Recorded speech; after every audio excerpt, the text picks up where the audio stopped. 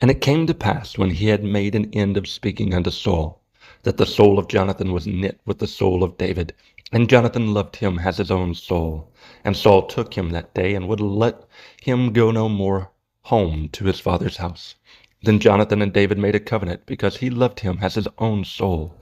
And Jonathan stripped himself of the robe that was upon him, and gave it to David, and his garments, even to his sword, and to his bow, and to his girdle.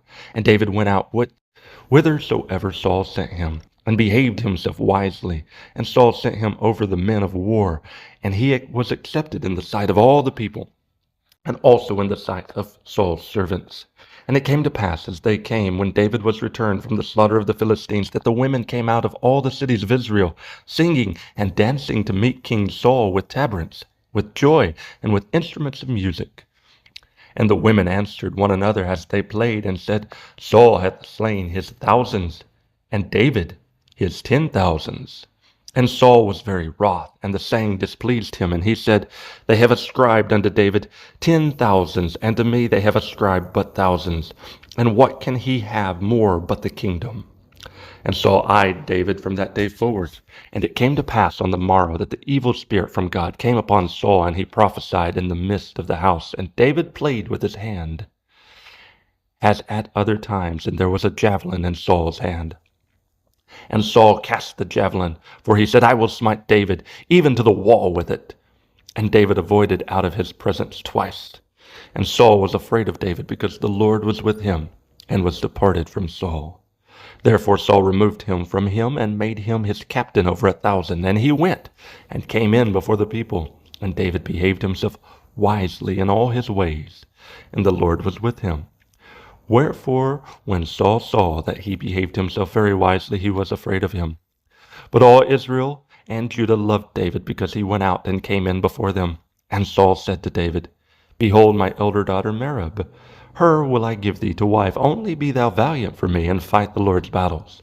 For Saul said, Let not my hand be upon him, but let the hand of the Philistines be upon him. And David said unto Saul, Who am I, and what is my life, or my father's family in Israel, that I should be son-in-law to the king? But it came to pass at the time where Merab, Saul's daughter, should have been given to David, that she was given unto Adriel the Meholathite to wife. And Michal, Saul's daughter, loved David, and they told Saul, and the thing pleased him. And Saul said, I will give him her, that she may be a snare to him, and that the hand of the Philistines may be against him. Wherefore Saul said to David, Thou shalt this day be my son-in-law in the one of the twain. And Saul commanded his servants, saying, Commune with David secretly, and say, Behold, the king hath delight in thee, and all his servants love thee. Now therefore be the king's son-in-law. And Saul's servants spake those words in the ears of David. And David said, Seemeth it to you a light thing to be a king's son-in-law, seeing that I am a poor man and lightly esteemed? And the servants of Saul told him, saying, On this manner spake David. And Saul said, Thus shall ye say to David, The king desireth not any dowry, but 100 foreskins of the Philistines, to be avenged of the king's enemies. But Saul thought to make David fall by the hand of the Philistines. And when his servants told David these words, it pleased David well to be the king's son-in-law, and the days were not expired. Wherefore David arose and went, and he and his men, and slew of the Philistines 200 men. And David brought their foreskins, and they gave them in full tale to the king, that he might be the king's son-in-law.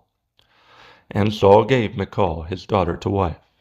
And Saul saw and knew that the Lord was with David, and that Michal, Saul's daughter, loved him.